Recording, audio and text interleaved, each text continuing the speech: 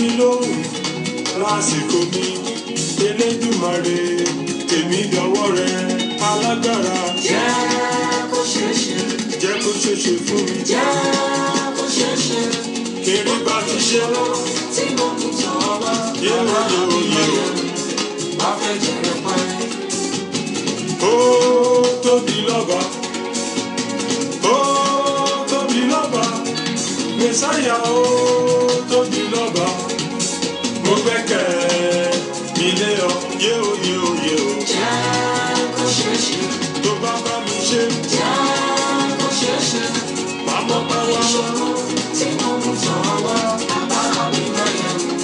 Wá fẹ́ jẹrẹ pẹ́.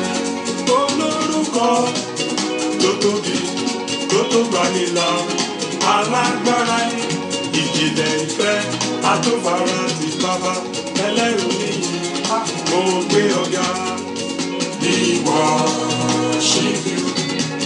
We adore you. We honor you. You are everything in my life.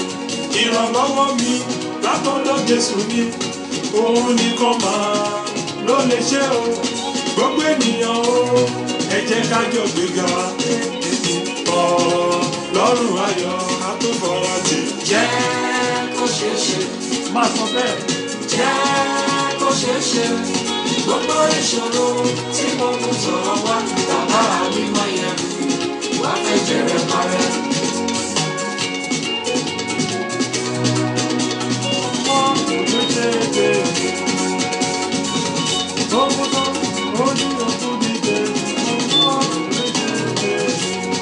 Ọlọ́run mi o. Jẹ́ káyé mọ̀ wípé. Jẹ́ káyé mọ̀ wípé. Ìrẹ́ lọ lọ́jọ́. Ìrẹ́ lóníṣẹ́ ìyanu. Jẹ́ káyé mọ̀ wípé. Jẹ́ káyé mọ̀ wípé. Ìrẹ́ lẹ́lẹ́dá. Aráyé ti mọ̀ mí mọ́. Ọba Jẹ́ káyé rere. mọ̀ wípé. Jẹ́ káyé mọ̀ wípé. Ìrẹ́ lọ lọ́jọ́. Wọ́n múnú mi dùn oníṣẹ́ ìyanu. Jẹ́ káyé mọ̀ wípé. Jẹ́ káyé mọ̀ wípé. Ìrẹ́ lẹ́lẹ́dá mi. Ọba tó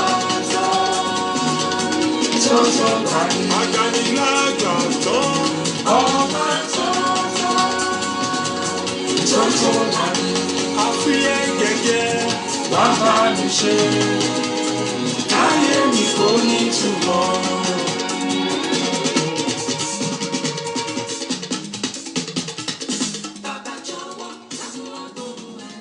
Ẹ káalẹ́ níbikíbi tẹ́ ti ń gbọ́ mi l'Amẹ́ríkà ní Dublin ní Germany ní Nàìjíríà ní London mo kí n pé ẹ káàbọ̀ ẹ kú àbáṣe lórí ètò yín ètò wa 1 hour with God la wà lọ́wọ́lọ́wọ́ a dúpẹ́ lọ́wọ́ Ọlọ́run fún ààbò rẹ̀ àti ìpamọ́ rẹ̀ lórí orí kọ̀ọ̀kan wa a dúpẹ́ pé Ọlọ́run kò fi wá sílẹ̀ ìlú tọ́ta lù Olúwa ọba ò jẹ́ kó dún èrò ọ̀tá ni pé ká má sí láyé mọ́ ṣùgbọ́n Ọlọ́run ò fún wọn láyè a dúpẹ́ lọ́wọ́ Ọlọ́run pàápàá jùlọ ó pèsè fún jíjẹ ó pèsè fún mímu ó pèsè fún níná ó pèsè fún lílò kò jẹ́ ká jábọ́ kò jẹ́ ká fi ìtìjú jẹ oúnjẹ ọ̀tá wa Ọlọ́run ṣe Olúwa gbọ́ ọpẹ́ wa ẹ̀mí mọ́ gba ẹ̀yìn wa a dúpẹ́ lórí ohun gbogbo tí ẹ̀ ń ṣe lọ́wọ́lọ́wọ́ Ọlọ́run a dúpẹ́ fún ilé tẹ́ máa ṣe lónìí a dúpẹ́ àwọn fún iṣẹ́ ìyanu tó o máa ṣe lónìí Ọlọ́run gbọ́ ọpẹ́ wa ẹ̀mí mọ́ gba ẹ̀yìn wa sábà ní ká máa dúpẹ́ ká máa kárí tẹ́ ẹ ṣe Ọlọ́run ilẹ̀ aṣú ilẹ̀ amọ́ lórí gbogbo ọkàn tó máa ń ṣe prógrámù yìí lórí gbogbo ọkàn tó ń wo prógrámù yìí lórúkọ Jésù a dúpẹ́ lọ́wọ́ rẹ Olúwa gbọ́ ọpẹ́ ẹ̀mí mọ́ gba ẹ̀yìn àwa fi oṣù náà síwájú Ọlọ́run alààyè oṣù February a máa ti tún wọnú oṣù náà ìwọ ṣèlérí pé o yóò ṣe ohun tuntun ní o sì bù jáde nínú oṣù náà a wojú rẹ bí a ṣe ń lọ Ọlọ́run dọ́wọ́ rẹ Olúwa ṣe ohun tuntun ẹ̀mí mọ́ ṣe ohun tuntun lórí ọkàn tó ń wo gbogbo program ló tó máa ṣe ànúkọ Jésù Olúwa ṣe ohun tuntun nírúkọ Jésù gbogbo ẹnikẹ́ni táyé ń jẹ bí ẹni jẹ sí nírúkọ Jésù Ọlọ́run máa tú wọn sílẹ̀ ẹ̀mí mọ́ rẹ ìtí máa ṣiṣẹ́ ìyá tí mo ṣe ìyá ní orúkọ Jésù jẹ́ kó bà lórúkọ wa à ń lọ nípa agbára lónìí ní orúkọ Jésù ọba tó ní gbogbo ọba tó ní kọ́kọ́ tó sì tó tì ní orúkọ Jésù mo bẹ̀ ọ́ nínú ògo àti ayọ̀ rẹ ó yá sílẹ̀kùn ayọ̀ fún àwọn rẹ lónìí ó yá sílẹ̀kùn ògo gbogbo ohun tí ọ̀tá ti sọ pé kò lè ṣeéṣe mọ́ ní orúkọ bàbá àti ọmọ Ọlọ́run máa ṣe fún wa ẹ̀mí máa ṣe fún wa Olúwa máa ṣe fún wa Olúwa máa ṣe fún wa Olúwa máa ṣe fún wa ẹ̀mí mọ́ rẹ la bèrè fún torí pé ara kò lè ṣe ó ní ẹ̀mí mímọ́ ni mo fẹ́ ọlọ́run alágbára o ara kò lè ṣiṣẹ́ mi o olú nírúkọ Jésù a lè faraṣẹ́ olúwa gbé wa wọ̀ gbogbo àwọn ọmọ rẹ tó máa gbọ́ rẹ nírúkọ Jésù olúwa wọnú wọn lọ ẹ̀mí mọ́ wọnú wọn lọ alágbára wọnú wọn lọ ó yá ṣiṣẹ́ ìyanu ó yá ṣiṣẹ́ ìyanu ó yá ṣiṣẹ́ ìyanu the miracle of 1 hour ni mo bèrè fún lónìí nírúkọ Jésù olúwa ṣe ìyanu kan ṣoṣo tí wọ́n ṣe tí ó polongo orúkọ rẹ nínú ayé àwọn ìránṣẹ́ lónìí olúwa ṣe ọlọ́run máa fi wá sílẹ̀ ìyanu kó ṣẹlẹ̀ ó ṣe bàbá ògo ní forúkọ rẹ Jésù olúwa wa. Àmín, àmín, àmín ní orúkọ Jésù. Let us worship God together. Ìyìn yẹ Ọlọ́run wa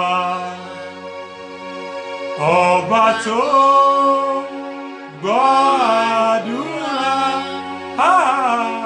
ògo yẹ Ọlọ́run wa ọba tó gbọ́ àdúrà. Ọmọ Ọlọ́run máa sọ fọ́lọ́run pé ìyìn yẹ Ọlọ́run wa ọba tó gbọ́ àdúrà. He is the only God. Ògo yẹ Ọlọ́run wa ọba tó gbọ́ àdúrà. Sọ wípé what shall I render? What shall I render? What shall I render to you, O Lord? Ọlọ́run, I will praise you, O Lord. I shout hallelujah. What shall I render to you, O Lord? Alágbára ọba tó nu gbogbo ọba tó ní kọ́kọ́rọ́ ọlá. Ó máa sọ fọ́lọ́run pé kò máa sọ ohun tí kò lè ṣe. Ọba tó lànà, ọba tó lòní, ọba tó ní gbogbo wa, ọba tó lọ́jọ́, ọba tó mú ohun tó lè ṣe ohun gbogbo. Ó yá sọ wípé kí ló lè ṣe? Ọlọ́run mi kí ló lè ṣe? If you are there, sing along with me. Kí ló lè ṣe? Ọlọ́run wa kí ló lè ṣe? Ẹ̀yin tí ẹ dá ayé àtọ̀run, kí lẹ ò lè ṣe? Alágbára o, kí lẹ ò lè ṣe? Ọlọ́run wa kí lẹ ò lè ṣe? Sọ wípé Father, we declare that we love you. We declare everlasting love for you. Father, we declare that we love you. We declare everlasting love for you.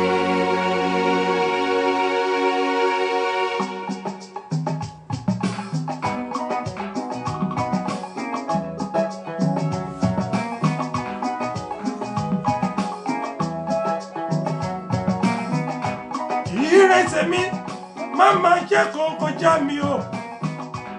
Ayọ̀ tèmi má máa jẹ́ kó kọjá mi Ọlọ́run. Ire ni mo fẹ́, ayọ̀ ni mo fẹ́ o. Lóṣù tuntun, ire ni mo fẹ́ o, bàbá o.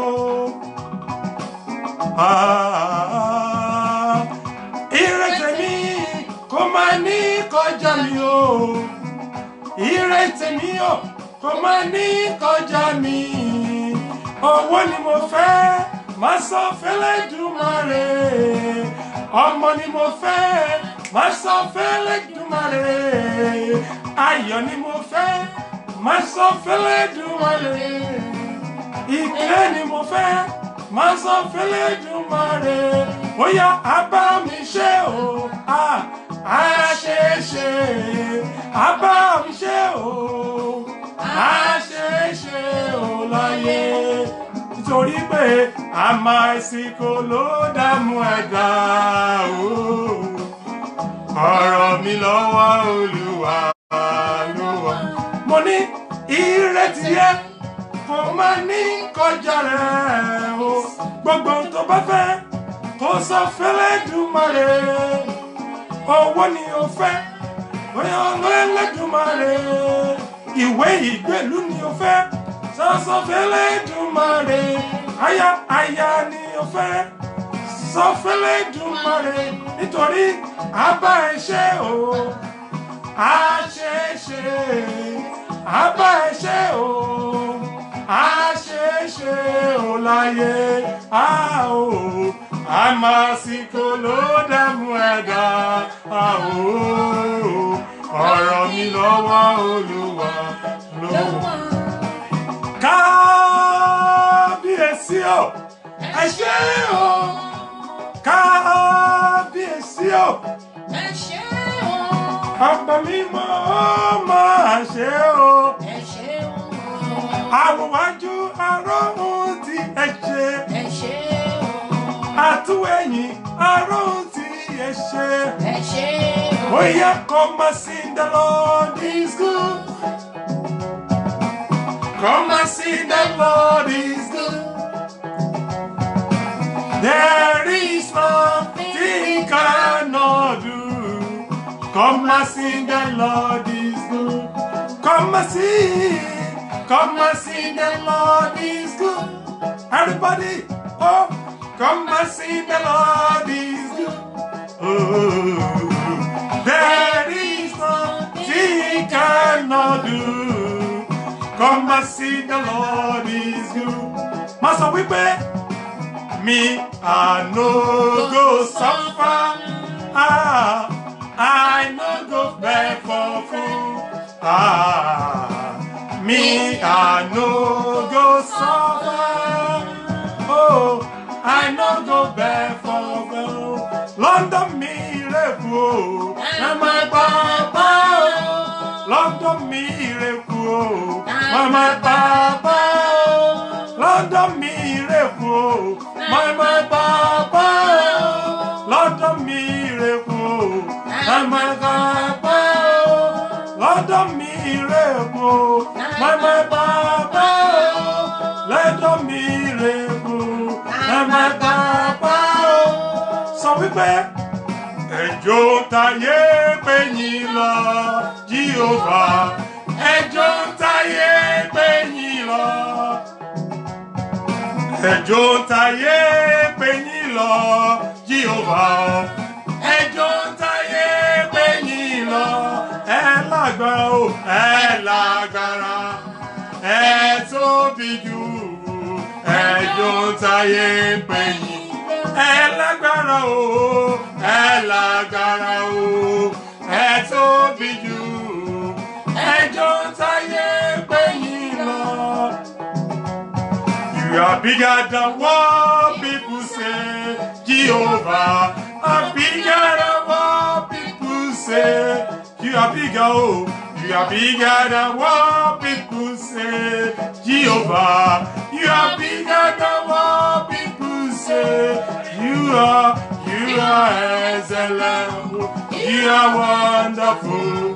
You are bigger than what people say. Màsà wípé ṣẹ̀kẹ̀ṣẹ̀kẹ̀ kò sí lẹ́sẹ̀ mi. Àgádágodo kò sí lẹ́nu mi o. Máa kọrin, máa jó. Máa jó f'Ọlọ́run o.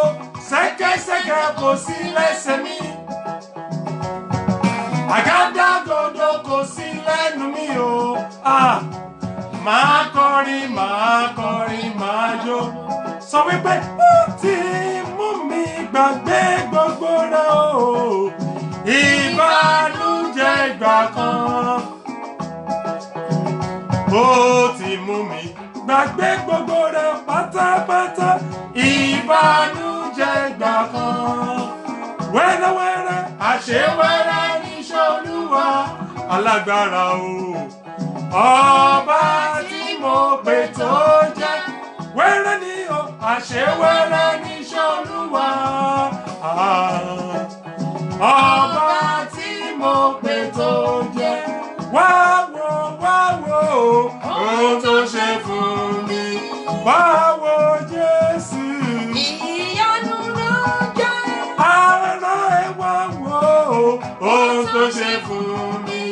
wá wo Jésù ìyanu ló jẹ́.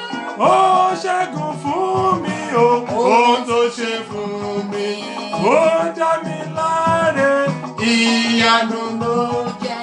ara ẹ wá wo ohun tó ṣe fún mi wá wo Jésù Ìyanu ló jẹ́.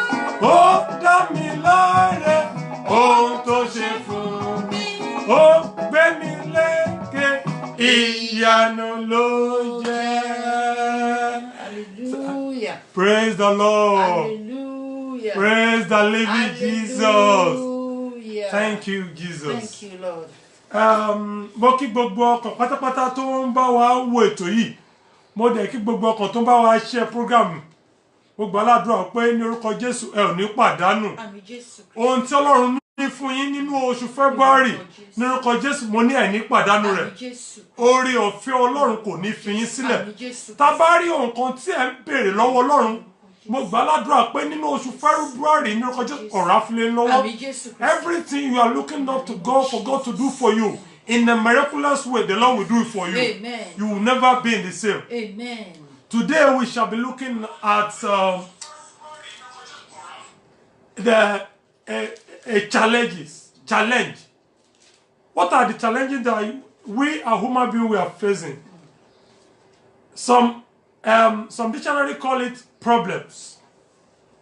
But we don't see it as a problem because whatever human beings are going through in this life, we don't see it as a problem because we see it as a challenge. So we're going to be talking about challenge this night. And I pray that whatever may be your challenge, whatever might be your problem, whatever may be your issue tonight, the Lord Almighty God will make a solution for it. Amen. For everything that you see as a problem, for everything that you see as an issue in your life today, the Lord will make a way for you. And every challenges and problem today, the Lord Almighty God will take them away. Amen. What are we call a problem? Kí ni ìṣòro jẹ́? A problem is something that we see that when you encounter, we have an encounter with it, it brings a difficulty and it brings an harmful to your life. Ó jẹ́ nǹkan tó yẹ pé tó bá ti wọnú ayé ẹ̀dá, gbogbo nǹkan tó ń lọ dédé kò ní lè lọ dédé mọ́. Ó wá dà pé ká máa ronú, ká máa wá pé báwo kí ló ń ṣẹlẹ̀ Ọlọ́run. So ìṣòro jẹ́ nǹkan tó lágbára nínú ayé ẹ̀dá. Ó jẹ́ nǹkan tó lágbára. Ṣùgbọ́n ohun tí mo fẹ́ sọ fún ẹ ni pé gbogbo nǹkan tí ó bá lè mú tó lè máa là kọjá ní orúkọ Jésù. Nígbà tí a bá máa parí ètò ní orúkọ Jésù, mo gbàládùra pé ò ní rí àwọn ogun náà mọ́. Àmín Jésù. Gbogbo ìṣòro tó lè máa là kọjá lónìí ní orúkọ Jésù, mo ní ò ní rí wọn mọ́. Àmín Jésù Kristi. For what I've got here with me, a challenge is a situation of a person or a thing that need an attention to be dealt with or to be solved. Ìṣòro jẹ́ nǹkan tó ní agbára nínú ayé ẹ̀dá. Ṣùgbọ́n kò sí bí ìṣòro ṣe lè tó, ọ̀nà àbáyọ máa ń wà. Kò sọ nǹkan tí Sátánì lè gbé sínú ayé ẹ̀dá tí kò sí ọ̀nà àbáyọ. Ìwé mi sọ fún mi pé kò sọ nǹkan tí ọ̀tá lè ṣe, kò sọ nǹkan tó lè máa lọ kọjá níbi tí ó wà tí kò sọ̀nà àbáyọ. Ṣùgbọ́n kìkì pé kó gbàgbọ́, kìkì pé kó rìn déédéé níwájú Ọlọ́run, kìkì pé kó mọ Ọlọ́run tí wọ́n ń sìn, òun ni ọ̀nà àbáyọ tirẹ̀. I don't want you to see a challenge or an issue or a problem as something. It's just a nylon bag. It's something that always have a solution. It's just something that will come as a number of time. It always have an expiring date. Mi fẹ́ kó rí ogun as nǹkan tó special. Àwọn ogun kan máa ṣẹlẹ̀ fún ènìyàn kí ògo Ọlọ́run kó ba lè buyọ nínú ayé èèyàn. Àwọn òṣòro máa ṣẹlẹ̀ fún èèyàn kí èèyàn ba lè súnmọ́ Ọlọ́run. Tí èèyàn bá súnmọ́ Ọlọ́run tó, nígbà míì tí Ọlọ́run ẹ bá jẹ́ pé ẹni tí Ọlọ́run fẹ́ àwọn kankan á ṣẹlẹ̀. Ọlọ́run á jẹ́ káwọn kankan ṣẹlẹ̀ kí ènìyàn kó ba lè mọ ọ̀nà òun. Pàápàá jùlọ nígbà tí èèyàn bá ń wá nǹkan níwájú Ọlọ́run gbà mí. Tá bá pé mo fẹ́ kí Ọlọ́run kó ṣe kan báyìí fún mi. Tọ́lọ́run bá mọ̀ pé nǹkan tó fẹ́ ṣe fún ẹni yìí pé kò tí ì tó àkókò tó yẹ kó ṣe fún. And ẹni yẹn dẹ̀ fẹ́ pọ̀ mo fẹ́ nìkan yìí, mo fẹ́ nìkan yìí. Àwọn Ọlọ́run á jẹ́ nǹkan ká ṣe nǹkan nígbà míì nǹkan ká ṣẹlẹ̀ sí ẹ̀dá yẹn á wò pé nǹkan tó ṣẹlẹ̀ yẹn you see as a problem but it's not a problem it's just a stepping stone to the success. Ọlọ́run á kàn ṣe nǹkan yẹn pé láti kọ́ vine yẹn kó má ba rí ìṣòro kó tó di pé ayọ̀ yẹn má ba máa dé ṣùgbọ́n àwa èèyàn lára nígbà míì tí a bá ń bèrè kan lọ́wọ́ Ọlọ́run tó Ọlọ́run ò bá tí ì ṣe a máa ń bara jẹ́.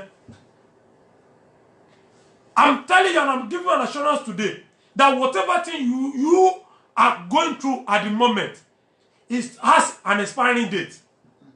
It's just going to be there for a few period of time. Ọlọ́run ní program is a master planning God. He has a planning for everyone that's living on this earth.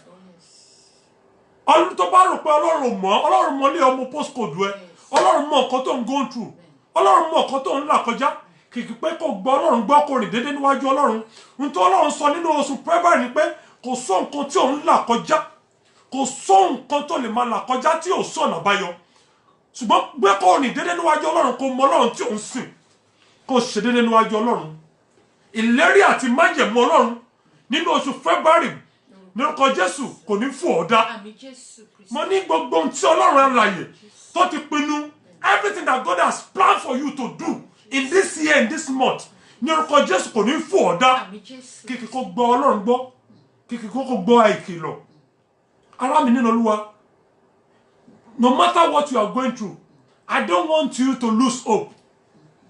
Don't lose hope. If you give up, you allow Satan to come into your life and to overthrow. Tó bá ti give up, ó ti gba Sátánì láyè ni. Wọ́n tẹ́ fẹ́ sọ fún ẹni pé kò sọ nǹkan tó lè máa là kọjá. Jésù Kristi, ó náà láti ẹ̀ kọjá. Ó là àwọn àdánwò rẹ̀, ó là kọjá. So why you then? Nígbà tí Jésù gan tó láti ẹ̀ kọjá, ó borí ìṣòro. So definitely, ìwọ náà kò nǹkan tó bá ń fèsì, gbogbo nǹkan tó bá ń là kọjá, dandan ni fún ọ láti borí. Nípa Jésù wàá borí ìṣòro ayé ẹ̀, wàá borí ogun ayé rẹ̀. Ọ̀nà kejì, gbogbo tó bá wojú Ọlọ́run fún tọ́lọ́run bá ti fún ọ, mi ò fẹ́ kó bara jẹ́ rárá. Torí pé there is a time for everything. Àkókò wà fún gbogbo níwájú Ọlọ́run. Ìwé Ecclesiastes ó sọ díẹ̀ fún wa pé àkókò wà fún ohun gbogbo pátápátá ohun gbogbo ní àkókò wà fún. There is a time for you. Àkókò ti wà fún ìgbà tó máa bí ẹ. Ìgbà tó máa rákò àkókò ti wà fún. Ìgbà tó máa lọ school àkókò náà ti wà. Ìgbà tó máa kúrò ní school àkókò yẹn ti wà. Ìgbà tó máa bẹ̀rẹ̀ iṣẹ́ àkókò náà ti wà. Ìgbà tó máa marry àkókò yẹn ti wà. Ìgbà tó máa bẹ̀rẹ̀ sí bímọ àkókò yẹn ti wà. You cannot run faster than your destiny. Kò sí. The best thing you can achieve in this life is what God has done for you. To bá lọ sáré kan, you are deceiving yourself. The best thing that you can ever achieve in this life, the best thing that you can ever do in this life, it is what God has planned for you. Kò sọ nǹkan tó bá sọ pé o fẹ́ sọ̀rọ̀ àìdí kan, you are deceiving yourself. Because tó bá sọ̀rọ̀ àìdí kan yẹn tán, at the end of the day, it won't last. It's just like someone, it's like that you seek for help where there's no help. When you get the help, that help will not last. Àkókò wà fún gbogbo ní abẹ́ ọ̀run. God has a plan for you. N ta mú fún ọ nìyẹn. Ọlọ́run ní ètò fún ayé rẹ. Má fi ronú pa ara rẹ. Má wò pé táyé ti ń lo mọ́tò. Táyé ti lówó, ó ti níwèé gbèlú èmi ò ní. Don't deceive yourself. Your time is coming. Don't run faster than your destiny. Don't run faster than your destiny. Torí pé tó bá sáré tí ò yẹ kó sá, wàá kọlù mọ́tò. Tó bá sáré tí ò yẹ kó sá, wàá kọlù mọ́tò. I can use myself as an example for you. I've faced a lot of things in life, but God has given me a victory over the tribulation and the problem. That was the time, there are certain things you will be anxious to do at the time, but if God has not given you the time, you are deceiving yourself. Ọlọ́run ní àkókò fún gbogbo. Tí Ọlọ́run bá ti dé, according to my sister Tọ́pẹ́ Àlàbí, tí Ọlọ́run bá dé, ohun gbogbo máa yí padà ní. Ó ní mo mọ ojú mi ti rí, mo mọ etí mi ti gbọ́, mo mọ ojú mi ti rí, mo mọ etí mi ti gbọ́ lọ́dún tó dé olùgbàlà o láyé mi tó bá ti dé there will be solution in your life. Amen. Gbogbo nǹkan tó rò pé ó lè yẹn ó máa dẹ̀rọ̀ ọwọ́ wò pé ṣé mi náà rè ṣé mi náà rè olúwa ṣé mi náà rè olúwa èmi erùpẹ̀ lásán tó ṣe lénìyàn erùpẹ̀ ilẹ̀ lásán tó ṣe lógo mi ò jọra mi lójú mo fọpẹ́ fún ọ ṣé mi náà rè olúwa. Ṣùgbọ́n ohun tí fẹ́ sọ fún ẹni pé nínú gbogbo ohun tó bá ń là kọjá máa fọpẹ́ fún Ọlọ́run. Ní gbogbo ohun tó rò pé kò lè ṣeé ṣe tó wò pé ọ̀nà owó àbáyọ máa fọpẹ́ nítorí inú ẹ̀ ló máa ṣe fògo fún Ọlọ́run. Don't let your problem to take away your joy. Má jẹ́ kí àwọn kékèké tó nǹkan níwájú Ọlọ́run kó wá gba ayọ̀ rẹ lọ. Torí ọ̀pọ̀lọpọ̀ ló ti fi ìrònú sọ ayọ̀ ẹnu. Ọ̀pọ̀lọpọ̀ torí pé nǹkan tó ń ṣẹlẹ̀ sí ó ti fi sọ ayọ̀ àti ògo rẹ̀ nù. Ẹ má jẹ́ ká fi àwọn nǹkan tó ń ṣẹlẹ̀ sí wa. What is happening to you at the present, your present condition, don't use it to judgmental your future. Má wo nǹkan tó ṣẹlẹ̀ ní sàkání ẹ̀ ní báyìí kó wá máa fi judge nǹkan tó máa ṣẹlẹ̀ torí pé o mọ tọ́lọ́run ní fún ọlọ́la. O mọ tọ́lọ́run ní fún ọlọ́la. Kìkì pé kò sin Ọlọ́run, kìkì pé kò ṣàánú, kìkì pé kò gbọ́rọ̀ Ọlọ́run, kìkì pé kò rìn déédéé níwájú Ọlọ́run, kìkì pé kò ṣe ìfẹ́ Ọlọ́run. Tó bá ti ṣe àwọn yìí, my brother, you don't need to kill yourself, my sister. O ní láti para rẹ because Ọlọ́run ní ètò fún ọ.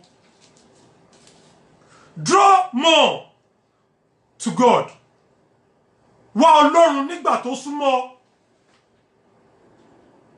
Má wá Ọlọ́run nígbà tó bá jìnnà sí ọ. Wá Ọlọ́run nígbà tó súnmọ́ ìtòsí. You have the grace now. They preach the word of God everywhere. You have an access to change your life. You have an access to follow Christ. Oore ọ̀fẹ́ sì wà. Wọ́n ní oore ọ̀fẹ́ sì wà fún igi tó ìwà nípa odò tó sì ní àwọn nǹkan kan ṣùgbọ́n ìgbà kan wà tó jẹ́ pé tó bá sí mọ́, how will you do it? How will you do it? Ní orúkọ Jésù a ní pàdánù níjọba Ọlọ́run. Àmín Jésù. A ní pàdánù níjọba Ọlọ́run. Àmín Jésù. Mo fẹ́ ká nígbàgbọ́ tó yè koro níwájú Ọlọ́run. I don't want you to see your issue, your present condition as a tribulation. No. Just see it as a challenge. It has the numbers of time and it will surely go. Amen. What you need to do is just to pray. Hold on to your God. But don't look at people's time. Má wo àkókò èèyàn.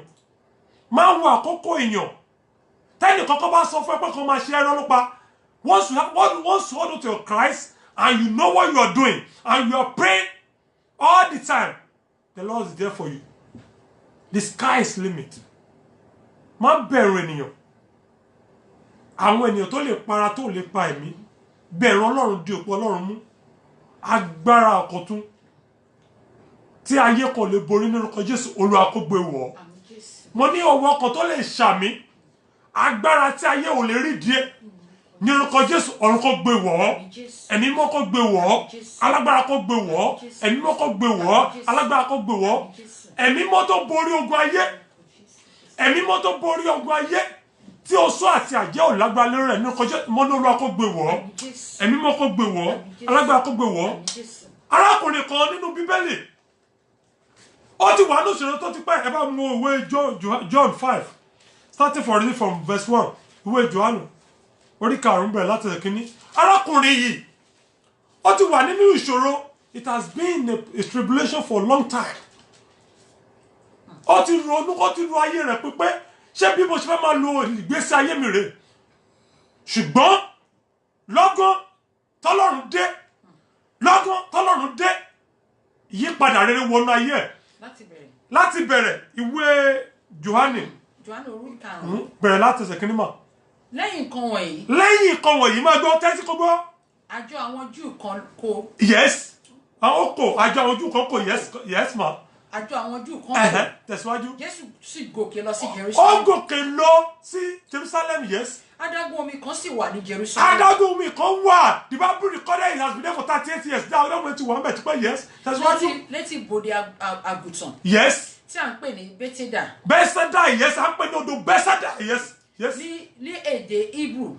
Ni ó ní ìloro 5. Yes. nínú wọn yìí ni ọ̀pọ̀ àwọn abirùn ènìyàn. àwọn abirùn ènìyàn tó jẹ́ pé ó ní ìṣòro oríṣiríṣi àwọn ènìyàn tó ní ìṣòro the people that have the same problem like you what you are going through different problem the Bible recorded as a different problem àwọn oríṣiríṣi when the Bible mention tí bẹ́ẹ̀ bá sọ nípa abirùn ènìyàn kò ṣe dandan pé ẹni tó jẹ́ arọ nìkan tó wà disabled even some of people who are going through a problem and tribulation they are what they are handicapped ẹni tó ń wá owó tó ní owó you are still handicapped for one thing or the other you are barren for something which the Lord he will do for you. Amen. So máa rò pé ẹnìkan tó wá sọ pé ẹnìkan abirùn kò ṣe dandan kò ṣe arọ nìkan lábirùn when they say someone is handicapped kì í ṣe ẹni tí kò lè rìn nìkan ní handicap ìwọ tó ń wá ìyàwó for one thing you handicap for that reason so whatever be your situation or challenges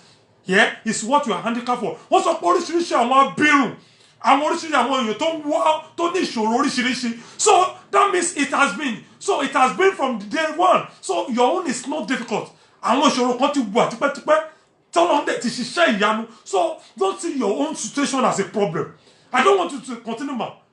Àwọn afọ́jú. Arọ. Àwọn gbígbẹ. Yes, different kind of category of people that have their different problems, yes. Wọ́n sì dúró de rírú omi. Wọ́n dúró de rírú omi.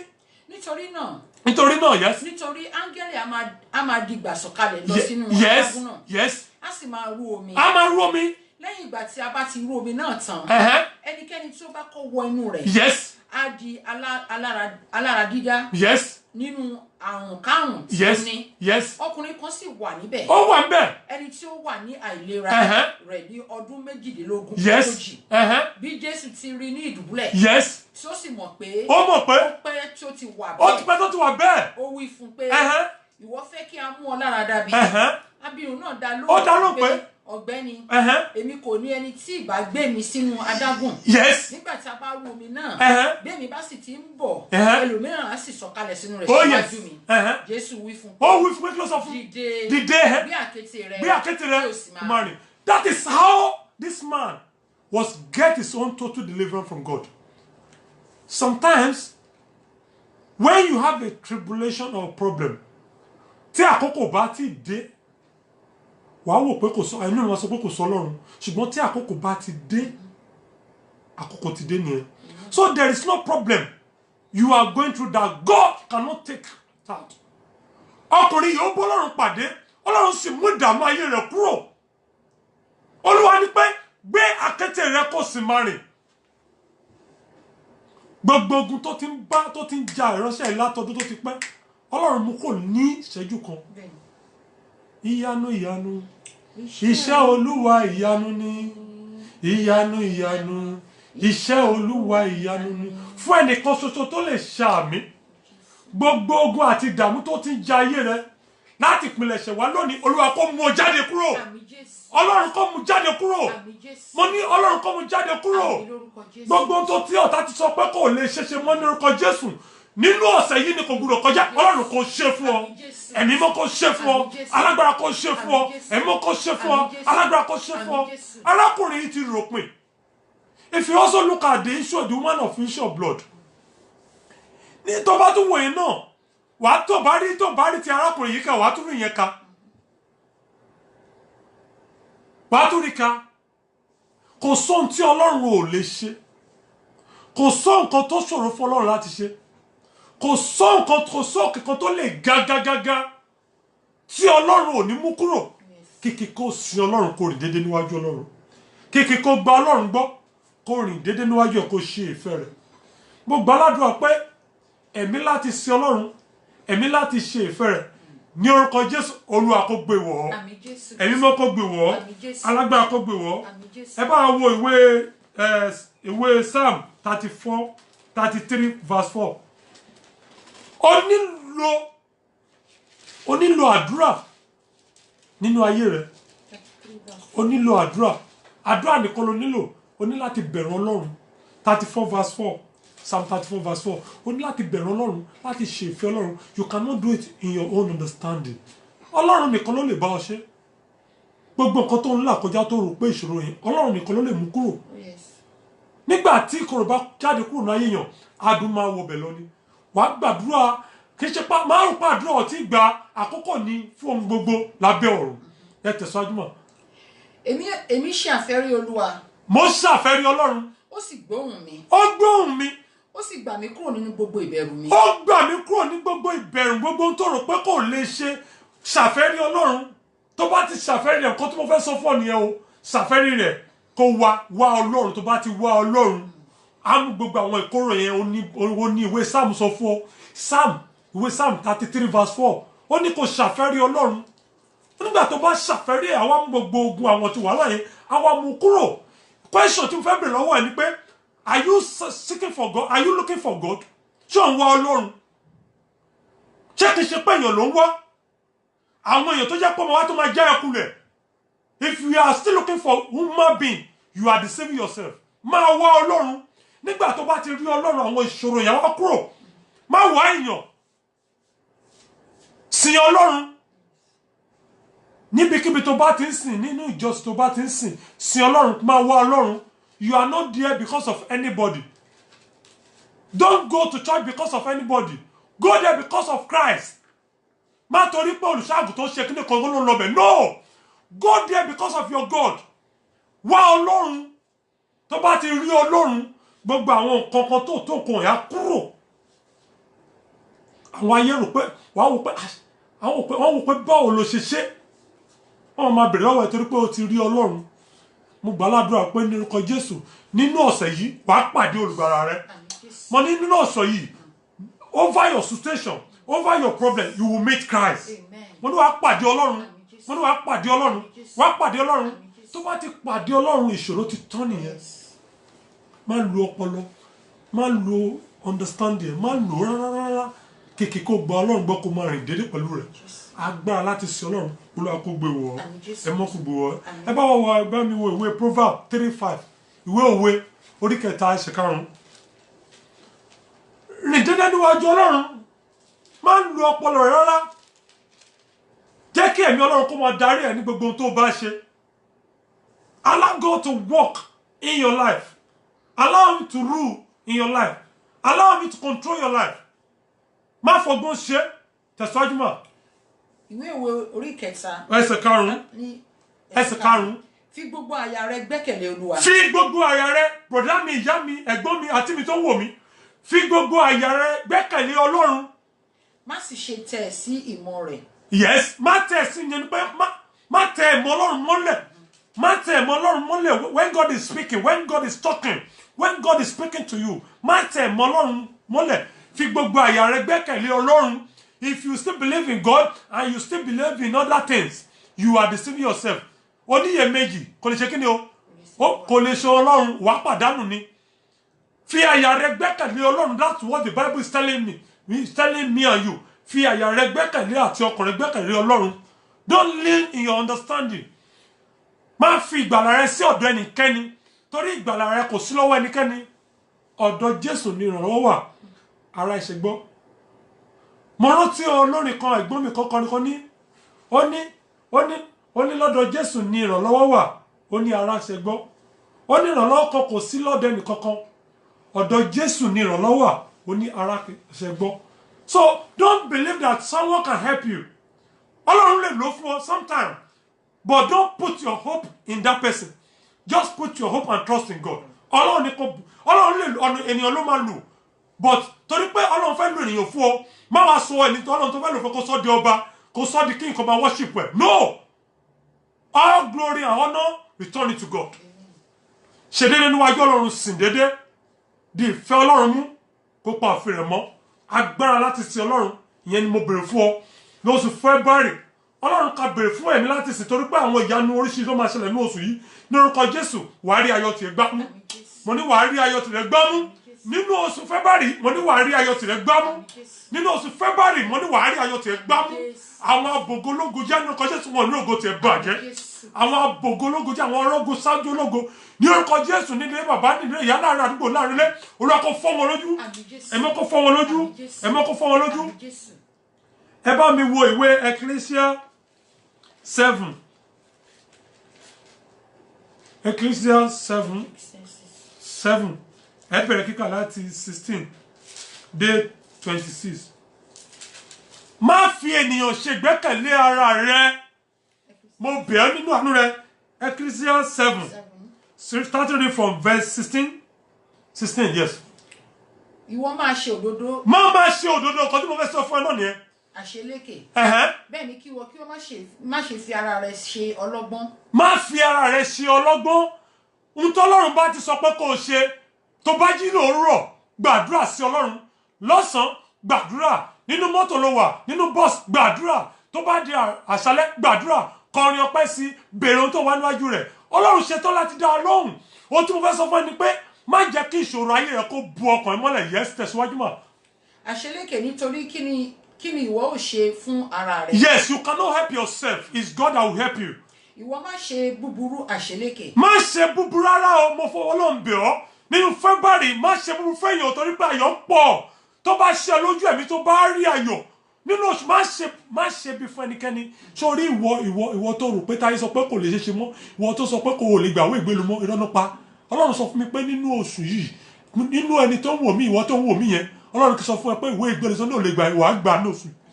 Ẹ̀mí mọ́ nínú oṣù yìí, ìwọ arábìnrin tí wọ́n wò mí yẹn, táyé sọ pé ò lè gbàwé ìgbélu yẹn, tó sọ pé ó tó fún ẹ, ọ̀run sọ fún mi pé nínú oṣù yìí ni a ó fi lé ọ lọ́wọ́. Ohun tó sọ pé ó ti dàrú yẹn, Ọlọ́run sọ fún mi pé nínú oṣù yìí ni a ó fi lé ọ lọ́wọ́. Bẹ́ẹ̀ ló sì máa rí. Tẹ̀síwájú mà. Bẹ́ẹ̀ ni kí ìwọ kí ó má ṣe ṣìwèrè. Má ṣe wèrè rárá. Yes. Nítorí kí ni ìwọ ò ṣe kú ọjọ́ rẹ kí ó tó pé. Ó dára kí ìwọ kí ó lè di èyí mú. Di èyí mú tá a sọ fún ẹ pé di mú ṣinṣin pẹ̀lúpẹ̀lú. Pẹ̀lúpẹ̀lú. Má ṣe yọ ọwọ́ rẹ kúrò nínú èyí. Má yọ ọwọ́ rẹ kúrò nínú èyí rárá nǹkan tá à ń bá ọ sọ. Torí pé àkókò yìí tó bá ti lọ, tó bá ti mú títì rẹ, if this period has gone and you cannot even take your and take your out of it, ó tún di ìgbà mí ni. Yes. Nítorí ẹni tí ó bẹ̀rù Ọlọ́run. Ẹnikẹ́ni tó bá bẹ̀rù Ọlọ́run. Ni yóò yọ kúrò nínú rẹ̀. Ó ti tán. Ẹnikẹ́ni tó bá bẹ̀rù Ọlọ́run tó ṣèfẹ́ Ọlọ́run òun ni ó pamọ́ nínú ewu. Bẹ́ẹ̀lì tó sọ pé ẹnikẹ́ni tó bá bẹ̀rù Ọlọ́run, ẹnikẹ́ni tó bá bẹ̀rù Ọlọ́run ní kọ́kọ́ ló yọ nínú ewu. Ẹnikẹ́ni tó bá bẹ̀rù Ọlọ́run tó pa ìfẹ́ rẹ̀ mọ́, tó pa ọ̀rọ̀ Ọlọ́run mọ́, òun nìkan ló yọ nínú ewu. Ẹnikẹ́ni tó bá bẹ̀rù Ọlọ́run tó ṣèfẹ́ Ọlọ́run òun nìkan ló yọ nínú ewu. Mo gbà ládùúrà pé gbogbo ìdààmú ìpọ́njú tí ò ní jẹ́ ká lè sí Ọlọ́run, tó ní jẹ́ ká bẹ̀rù Ọlọ́run, Olúwa kó mú kúrò nínú ayé wa. Ẹ̀mọ́ mú kúrò nínú ayé wa. Mo ní alágbára kó mú kúrò nínú ayé wa. Ṣùgbọ́n a ní àkókò mọ́ fún ẹnikẹ́ni tó bá fẹ́ pè wọlé. Mo fẹ́ kí àwọn èèyàn kó pè wọlé fún àdúrà torí pé ọ̀run ká gbàdúrà fún àwọn kan farapamọ́ ọ̀run ká gbàdúrà fún wọn. Mo fẹ́ kí àwọn èèyàn kó pè wọlé fún àdúrà. Call for prayer. Àkókò fún ọ láti pè wọlé fún àdúrà. Fún ẹnikẹ́ni tó fẹ́ pè wọlé fún àdúrà, kó pè wá lórí aago 07593537799.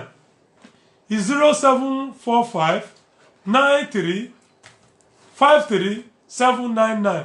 Fún àǹfààní àwọn tó ń pọ̀ pọ̀ láti abroad, láti Nàìjíríà, ẹ bá wa fi +4474 59353799 +4474 59353799. Ohun tí mo fẹ́ gbà wá níyànjú ni pé ẹ jẹ́ ká di Ọlọ́run mú, ẹ jẹ́ ká bẹ̀rù Ọlọ́run, ẹ jẹ́ ká ṣe ìfẹ́ Ọlọ́run. Ẹ má jẹ́ ká fi ìṣòro wa ká gbé ìṣòro wa ká wájú, kó má jẹ́ ká lè sin Ọlọ́run. Don't see your challenges, your problem as something that can disturb you not to serve God, that can disturb you not to serve Him, that can disturb you not to walk with Him. Má jẹ́ ká àwọn nǹkan kéékèèké yìí kó dí ọ lọ́wọ́ láti sin Ọlọ́run. Má jẹ́ ká àwọn nǹkan kéékèèké yìí kó jẹ́ kó pàdánù ìjọba Ọlọ́run. Ní orúkọ Jésù mo gbàdúrà pé ìjọba Ọlọ́run tí èmi àti rẹ tá a lè pa ní orúkọ Jésù a ní pàdánù. Mo ní a ní pàdánù ẹ̀, a ní pàdánù ẹ̀, a ní pàdánù. Mo ní a ní pàdánù, a ní pàdánù, a ní pàdánù, a ní pàdánù. Mo ní a ní pàdánù. Mo fẹ́ gbàdúrà fún àwọn èèyàn tó ń bá wa wo program tó bá wa ṣe ẹ̀.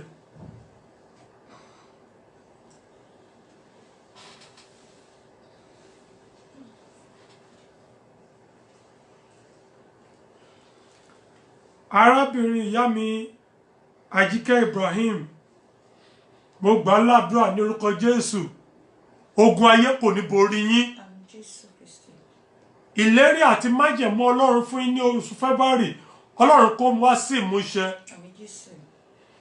ìyá mi Esther Ọmọwùnmí Ọmọlára Ọ̀ṣọ́ mo gbà ládùúrà wípé ìdààmú ìpọ́njú ẹkún òṣè níwájú ní orúkọ Jésù Olúwa kó tẹrí rẹ̀ ba gbogbo wàhálà ìdààmú tí kì í jẹ́ kéèyàn ní ìsinmi ní orúkọ Bàbá àti Ọmọ Ọlọ́run kó ká kúrò lórí yín ikú òjijì ìdààmú ní orúkọ Jésù Ọlọ́run kó ká kúrò lórí yín àyíbírọ́là ní orúkọ Jésù ọwọ́ ibi ayé ní orúkọ Jésù Olúwa kó ká kúrò lórí yín ìlérí àti májẹ̀mú Ọlọ́run èyí tẹ́ ń bẹ̀bẹ̀ fún àti ògo rẹ̀ nínú oṣù yìí náà nínú ọ̀sẹ̀ yìí Olúwa kó fi lé lọ́wọ́ it is settled with you. Amen.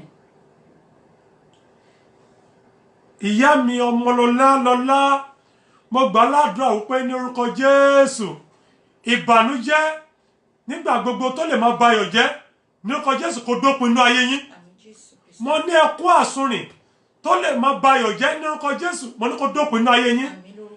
I pray in the mighty name of Jesus that you will stand as a living testimony. Either the devil like it or not, before the end of this month, February, Ọmọlọ́lá, you will stand as a living testimony. Amen. So shall it be. Amen. It is settled with you. Amen.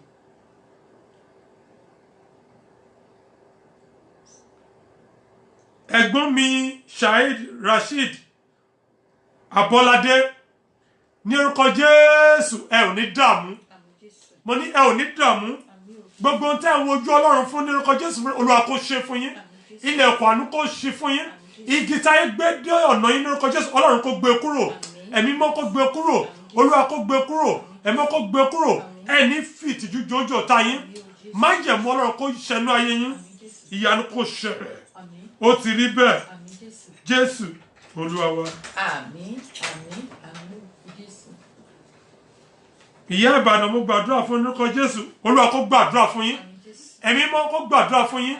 Ẹni dààmú lórí ọmọ ẹni dààmú o lórí iléeṣẹ́ ẹni dààmú o gbogbo ohun tí Olúwa kó lé lọ́wọ́ orúkọ Jésù nínú oṣù yìí ẹni pàdánù rẹ̀ nínú ọdún ẹni pàdánù rẹ̀ ayọ̀ ni mo bèrè fún yín ní orúkọ Jésù nígbà tó wá máa di òpin oṣù ní orúkọ Jésù ẹ ó jẹ́rìí sí rere ẹ ó jẹ́rìí sí rere Ọlọ́run ẹ ó jẹ́rìí sí rere Ọlọ́run mo ní ẹ ó jẹ́rìí sí rere Ọlọ́run gbogbo ohun tí ẹ ń wá ní Ọlọ́run kó ṣe fún yín it is settled with you in Jesus mighty name.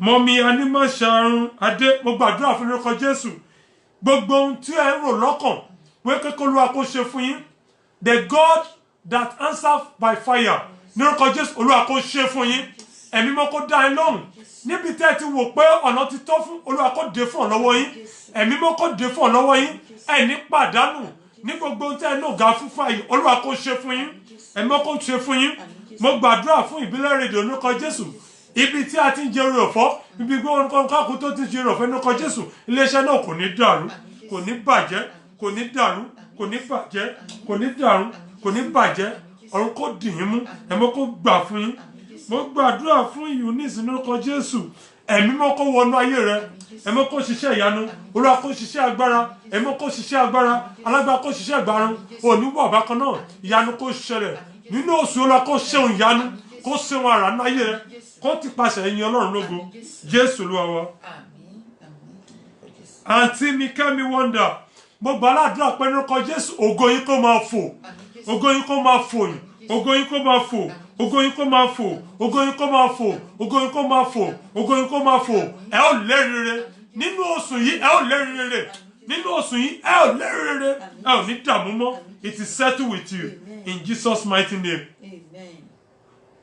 Mọ́mí Olúwatáyọ̀ mo gbàdúrà fún ní orúkọ Jésù orin ọpẹ́ ní orúkọ Jésù kò ní tán lẹ́nu yín orin ìyìn ní orúkọ Jésù kò ní tán lẹ́nu yín gbogbo ohun tí Sátánì sọ pé kò lè ṣeé ṣe ní orúkọ Jésù ẹ̀rín lẹ ó fi parí rẹ̀ gbogbo ohun tí ọ̀tá sọ pé kò lè ṣeé ṣe ìjó lẹ ó fi parí rẹ̀ gbogbo ohun tí ọ̀tá sọ pé kò lè ṣeé ṣe sẹ́ẹ̀ mo ní ẹ̀rín lẹ ó fi parí rẹ̀ gbogbo ohun tí ayé sọ pé kò lè ṣeé ṣe ẹ̀rín lẹ ó fi parí rẹ̀ it is settled with you ma it is settled with you ma it is settled with you ma.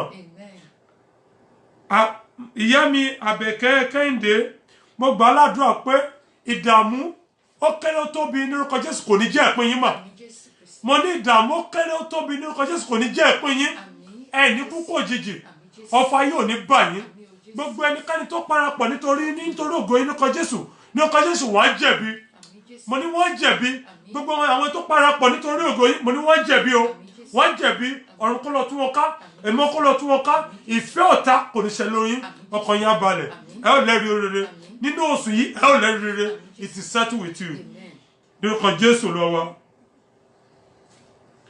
ìyá mi Alice fada ẹ̀rọ mo gbà ládùúrà wípé ní orúkọ Jésù ibi ayọ̀ tẹ́ ẹ lépa fún ibi ògo tẹ́ fẹ́ dé ọ̀run kó mú yín débẹ̀ Olúwa kó mú yín kọjá orere tẹ́ ẹ ń wojú Ọlọ́run fún lẹ́tà ayọ̀ náà Olúwa kó fi lé lọ́wọ́ alágbára kó fi lé lọ́wọ́ gbogbo ohun tẹ́ ẹ ń ronú fún rere ní orúkọ Jésù ọ̀run kó ṣe fún yín ìdààmú ò ní jẹ́ ti yín ẹkún oṣù ò ní jẹ́ sí yín ẹ ní sunkún ẹ ní sunkún ẹ ní sunkún ẹ ní sunkún ẹ ní sunkún ọkàn yá balẹ̀ ìyanu ṣẹlẹ̀ ìyanu ṣẹlẹ̀ ìyanu ṣẹlẹ̀ gbogbo àwọn èèyàn tí a lè dárúkọ àti gbogbo àwọn èèyàn tó máa wo ètò yìí gbogbo àwọn tó bá wá ṣe ètò ní orúkọ Jésù mo gbà ládùúrà pé ẹ̀rí rere nínú oṣù yìí Olúwa kó fi lé lọ́wọ́ ẹ̀rí rere tó máa ń bo òṣì mọ́lẹ̀ tó òṣì ò lè gbérí mọ́ nínú oṣù yìí Olúwa kó ṣe fún yín ohun ayọ̀ kan tó máa ń bọ̀ ọ̀tá mọ́lẹ̀ tí ọ̀tá ò ní lè gbérí mọ́ nínú oṣù yìí Olúwa kó ṣe fún yín ìyà ayọ̀ tí ẹ ti máa gbọ́ tẹ́nu sọ tójú máa rí nínú oṣù February yìí Olúwa kó fi lé lọ́wọ́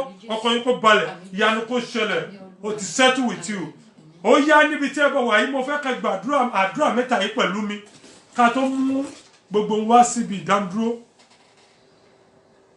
Ọlọ́run mi sọ pé Ọlọ́run mi má ṣe sùn o Ọlọ́run mi má ṣe sùn o jẹ́ kí ọ̀rọ̀ ayé mi ká ọ lára o Ọlọ́run mi má ṣe sùn bá mi kọrin Ọlọ́run mi má ṣe sùn o Ọlọ́run mi má ṣe sùn o sọ bẹ́ẹ̀ Ọlọ́run mi má ṣe sùn o Ọlọ́run mi má ṣe sùn o jẹ́ kí ọ̀rọ̀ ayé mi ká ọ lára o Ọlọ́run mi má ṣe sùn ó yá sọ di àdúrà Jehovah Jésù Kristi Michael mímọ́ Ọlọ́run alágbádọ́wọ́ rẹ̀ Olúwa mi má ṣe sùn nítorí ọ̀rọ̀ ayé mi nínú oṣù yìí Olúwa má ṣe sùn jẹ́ kó ọ̀rọ̀ ayé mi kó ká ọ lára jẹ́ kó ká ọ lára jẹ́ kó ká ọ lára ayé rẹ tí ògo rẹ nínú ayé mi Olúwa bú jáde jẹ́ kó àmì ká ara jẹ́ kó àmì kọ́ ara nínú oṣù yìí lórúkọ Jésù Ọlọ́run mi má ṣe sùn alágbára má sùn lórí ọ̀rọ̀ mi má sùn lórí àwọn mi má sùn lórí ẹbí mi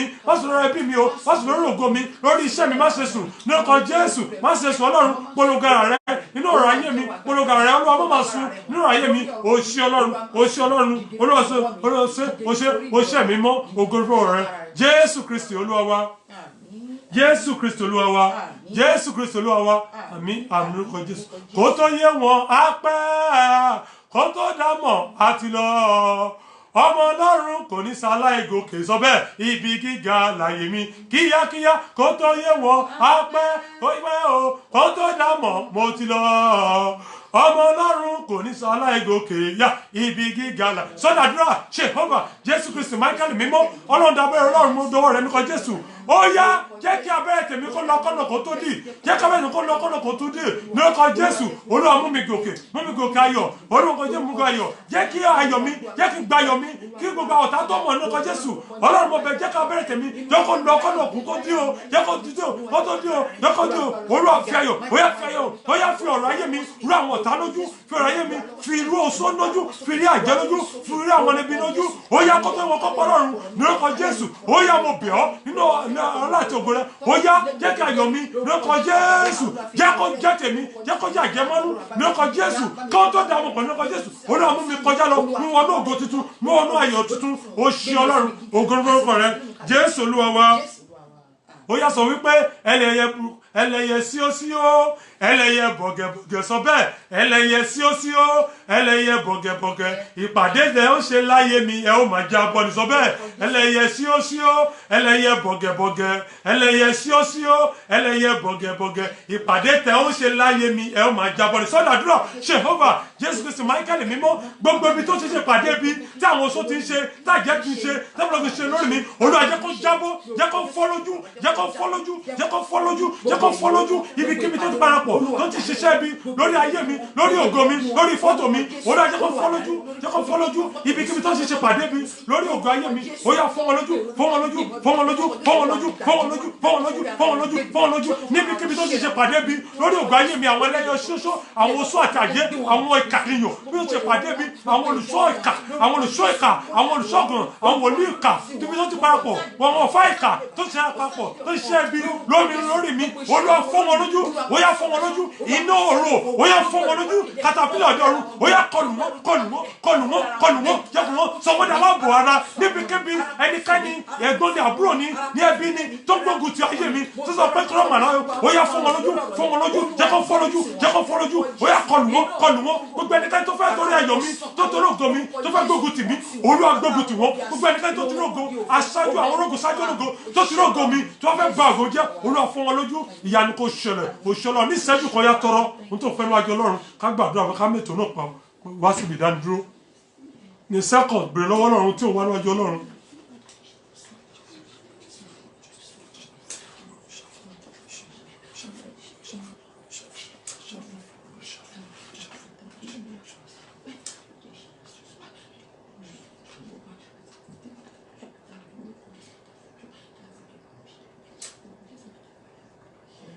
Àmín àmín àmín lórúkọ Jésù súre fún wa bàbá lórí ọ̀run agbójú wa sókè sí ọ ìrẹ́ tó súre fún bàbá wa jọ̀wọ́ súre fún wa alpha àti omega wọ́n sí ọkàn payà sólódùmarè máa jẹ́ ká lọ lófo Jehovah Jésù Kristi Michael mímọ́ Ọlọ́run yìí Ọlọ́run ìyanu bàbá mi adúpẹ́ lọ́wọ́ rẹ o agbé ọ̀gá àṣẹ ọlọ́ba níbi tó ti bẹ̀rẹ̀ níbi tó mú a lọ fún ohun tó ti ṣe fún ayọ̀ tó fúnlẹ̀ wọn lọ́wọ́ Olúwa gbọ́ ọpẹ́ ẹ̀mí mọ́ gba yìn Olúwa gba ògo àwa fi gbogbo sọ́jú Olúwa gba àkóso ẹ̀mí mọ́ gba àkóso ohun tó ti tú lónìí nínú kan Jésù Olúwa mo bẹ̀ ọ́ jẹ́ kó lọ sóògùn gbogbo ohun tó ti dè nínú kan Jésù ó yá bá wa dé bẹ́ẹ̀ nínú kan Jésù gbogbo àwọn kan tó ti fún láyọ̀ ayọ̀ wọn jẹ́ kó bá wa tablẹ̀ gbogbo ohun tó sọ pé ó ṣe fún wa nínú oṣù yìí Olúwa rántí Olúwa bá wa ṣe láṣẹ pé ẹ̀mí mọ́ wá ṣe láṣẹ pé gbogbo táwọn ọmọ rẹ̀ béèrè fún lórúkọ Jésù tí wọn ò lè bẹ́ẹ̀ nìkan kan sọ lórúkọ Jésù Olúwa ṣe fún wọn ẹ̀mí mọ́ ṣe fún wọn ẹ̀mí mọ́ ṣe fún wọn alágbára ṣe fún wọn ẹ̀ṣẹ̀ má jẹ́ borí ayé wọn ẹ̀ṣẹ̀ má jẹ́ borí àdúrà wọn ẹ̀ṣẹ̀ má jẹ́ borí ayé wọn ó wá dọwọ́ rẹ̀ a wá fi ọ̀sẹ̀ yìí náà èyí tí ọ̀sẹ̀ àti tá àti ìlú tí àti wọnú rẹ̀ lọ lórúkọ Jésù ayé Ọlọ́run àgbà ó yá máa bá wa lọ́sẹ̀ náà ayọ̀ kó jẹ́ tiwa ayọ̀ kó jẹ́ tiwa gbogbo ọkàn tó ń wò wá lórúkọ Jésù tó tún àwọn program lórúkọ Jésù Olúwa gbàdúrà fún wọn gbogbo ohun tó wojú rẹ̀ fún Ọlọ́run ṣe fún wọn ìbílẹ̀ ìrìnàjò rẹ̀ lórúkọ Jésù Olúwa ṣiṣẹ́ àránú rẹ̀ Olúwa ṣiṣẹ́ ìyanu má fi iléeṣẹ́ sílẹ̀ Ọlọ́run má fi orúkọ wá sílẹ̀ o má fi orúkọ wá sílẹ̀ Ọlọ́run Olúwa ṣiṣẹ́ ìyanu Olúwa ṣiṣẹ́ ìyanu Olúwa ṣiṣẹ́ ìyanu Olúwa ṣiṣẹ́ ìyanu àwọn ojú rẹ̀ gẹ́gẹ́ bí ọmọ ṣe wojú bàbá rẹ̀ Olúwa jẹ́wọ́ ara rẹ̀ Olúwa jẹ́wọ́ ara rẹ̀ Olúwa jẹ́wọ́ rẹ̀ nítorí kọ̀ọ̀kan tó wò wá jẹ́wọ́ ara rẹ̀ lójú àwọn tó tún máa wo program yìí ó yá jẹ́wọ́ ara rẹ̀ lórí orúkọ̀ọ̀kan wa jẹ́wọ́ ara rẹ̀ nídìílé rẹ̀ ó yá jẹ́wọ́ ara rẹ̀ nígbà tó wọn di òpó sùn ní ọkọ̀ Jésù jẹ́ ká lè wá sọpẹ́ tó tóbi Ọlọ́run ṣe bẹ́ẹ̀ ó yá jẹ́wọ́ ara rẹ̀ ògo ni forúkọ rẹ̀ ògo ni forúkọ rẹ̀ ògo ni forúkọ rẹ̀ Jésù Olúwa wa àmín àmín orúkọ Jésù méje hallelujah hallelujah hallelujah hallelujah hallelujah hallelujah mo fi gbogbo ọkàn pátápátá sí abẹ́ ìṣọ́ Olódùmarè ààbò Ọlọ́run kó wà pẹ̀lú yín ẹ̀mí mọ́ kó máa dúró tì yín ọ̀run kó bá yín ṣiṣẹ́ inú àṣẹ kò ní kú mọ́ yín lẹ́nu inú àṣẹ kò ní kú mọ́ lọ́run gbogbo tẹ bá ń tọrọ tẹ́ ń béèrè nínú orúkọ Ọlọ́run Olúwa kó jẹ́ fún yín orúkọ mi kò tí yí padà èmi ni Evangelist Dayọ̀ Akíndé èmi ni adarí ètò náà 1 hour with God mo fi yín sí abẹ́ ẹ̀ṣọ́ Ọlọ́run kí ààbò Ọlọ́run kó wà pẹ̀lú yín tó bá di ọjọ́ mẹ́jọ ní agogo 6 ẹ pàdé mi ní by this time next Thursday in this program again ẹ bá wa invite àwọn èèyàn ẹ bá wa share program yìí àwọn kan wà tá ayé jẹ bẹ́ẹ̀ ní Jésù a fẹ́ kí Ọlọ́run kó tú wọn sílẹ̀ kó mú wọn kúrò ní ìṣòro ẹjọ́ ọmọ bẹ̀ nínú ẹ bá wa share program yìí lórí Instagram lórí Facebook ẹjọ́ ẹ bá wa share tẹ bá ṣe ń share program yìí èmi nígbàgbọ́ pé gbogbo ohun tí ẹ bá fẹ́ lọ́lọ́run máa ṣe fún yín ẹ ní pàdánù àwọn adágbé lórí ètò náà tó bá dọjọ́ mẹ́jọ a ó pàdé ó dìgbà. ó gbilẹ̀ káàkiri àgbáyé ó rẹ̀ dòdò ó dùn wò ó dùn gbọ́ létí gbogbo ènìyàn bẹ́ẹ̀ ni ètò tó ń kọ́ni lọ́gbọ́n ètò tó ń dáni lárayá ìròyìn tó kún fọ́fọ́ káàkiri àgbáyé ká polówó ọjà ọjà kájọ bugbẹ́jẹ ètò tó ń pè lérò ètò tó ní ṣe pẹ̀lú àṣà ìròyìn eré ìdárayá ìròyìn àwọn gbajúmọ̀ òṣèré bẹ́ẹ̀ ni live on air for advert jingle entertainment breaking news gossip and news event promotion church program muslim program and all of your events ẹgbẹ́ gbogbo ẹ̀ wá kẹwàá olówó ẹ̀ lọ́gán ní gbogbo ayé yóò gbọ́ rédíò àti tẹlifíṣàn kan ló lè ṣe ìbílẹ̀ rédíò and tẹlifíṣàn tiwantiwa tó kalẹ̀ sí United Kingdom the classic of African community online station best for the community home and abroad ìbílẹ̀ rédíò ni mò ń pèrè ẹ̀ fún gbogbo wa ní gbogbo ìgbàkúgbà tí òǹgbẹ bá ń gbẹ̀yìn láti gbádùn ètò tàbí tí ẹ bá fẹ́ polówó ọjà tàbí ohun tí ẹ ń ṣe ẹ kàn sí wa ní ìbílẹ̀ rédíò and television tiwantiwa ẹ lè wò wá kedere tàbí kí ẹ gbọ́ wa live on www.ibileradio.com tàbí lórí TuneIn Radio lórí Twitter Instagram àti Facebook ẹ tẹ ìbílẹ̀ rédíò láti bá wa dòwò pọ̀ lórí ohunkóhun tí ọkàn yín bá fẹ́ ẹ pè àwọn nọ́mbà yìí 0790802594 tàbí 07795671385 tàbí 07424728743 ìbílẹ̀ rédíò and television tiwantiwa kárí ayé ni wọ́n ń wò wá gbọ́ wa ó kilẹ̀